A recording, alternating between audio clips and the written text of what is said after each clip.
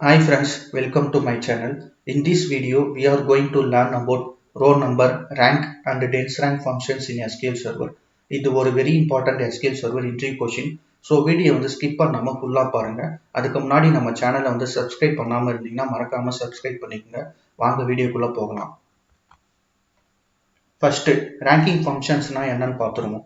SQLல sometimes வந்து நமக்கு வந்து ரோஸ்க்கு வந்து நம்பர் அசைன் பண்ண வேண்டியிருக்கும். For example salary ranking or ordering. அதுக்கு நம்ம என்ன யூஸ் பண்ணுவோம்னாக்கா row number, rank or dense rank ஃபங்க்ஷன்ஸை வந்து யூஸ் பண்ணுவோம். ஃபர்ஸ்ட் வந்து ரோ நம்பர். இது என்ன பண்ணுனாக்கா it gives unique number for every row based on order. Even if duplicates values இருந்தாலுமே நம்பர் வந்து ஸ்கிப் பண்ணாது. சிம்பிளாக வந்து ஒவ்வொரு ரோக்குமே வந்து சீக்வன்ஸ் நம்பரை வந்து கொடுத்துரும். நெக்ஸ்ட் வந்து ரேங்க் ஃபங்க்ஷன். இது என்ன பண்ணும்னாக்கா இஃப் சேம் வேல்யூஸ் இருந்தா அந்த ரோஸ்க்கு மட்டும் சேம் ரேங்க் கொடுக்கும். பட் நெக்ஸ்ட் ரேங்க்குக்கு வந்து கேப் வந்துடும்.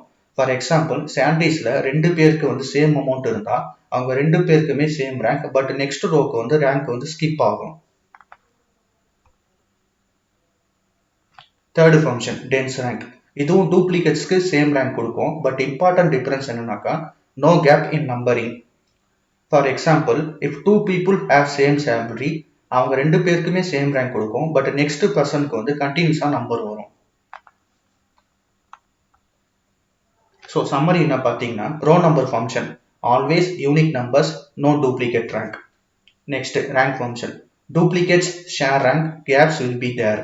Dense rank duplicates share rank but no gaps. Okay friends, let's move on to the demo section. இப்போ நம்ம சிம்பிளா ஒரு எம்ப்ளாய் டேபிள் வந்து கிரியேட் பண்ணி வச்சிருக்கோம். அதுல employee name and salary details வந்து இருக்கு.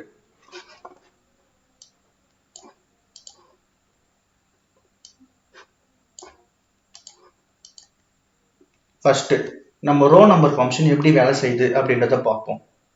நான் கொரி எக்ஸிக்யூட் பண்ணும்போது ஒவ்வொரு ரோக்குமே ஒரு யூனிக் நம்பர் வந்து அசைன் ஆகும். இப்போ நான் முதல்ல வந்து கொரியை வந்து எக்ஸிக்யூட் பண்றேன்.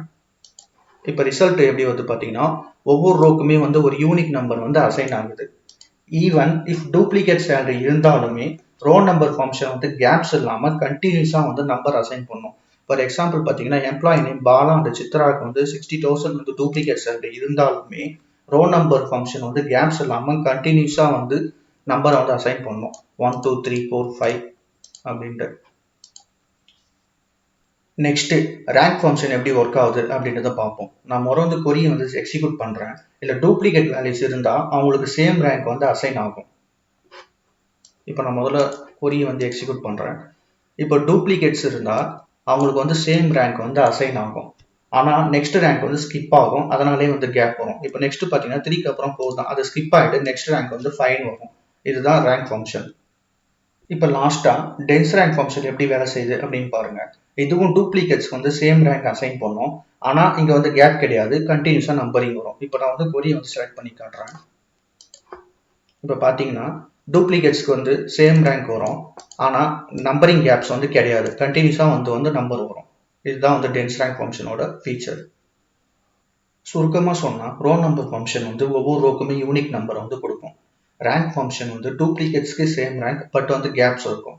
நெக்ஸ்ட் டென்ஸ் ரேங்க் ஃபங்க்ஷன் வந்து டூப்ளிகேட்ஸ்க்கு சேம் ரேங்க் பட் கேப்ஸ் இல்லாமல் கண்டினியூஸாக வரும். இது SQL இன்டர்வியூவில் கேட்குற மோஸ்ட் இம்பார்ட்டன்ட் டிஃபரன்ஸ். இந்த வீடியோ உங்களுக்கு பிடிச்சிருந்தா லைக் பண்ணுங்க, உங்க ஃப்ரெண்ட்ஸுக்கும் ஷேர் பண்ணுங்க. மறக்காம நம்ம சேனல் வந்து சப்ஸ்கிரைப் பண்ண மறக்காதீங்க.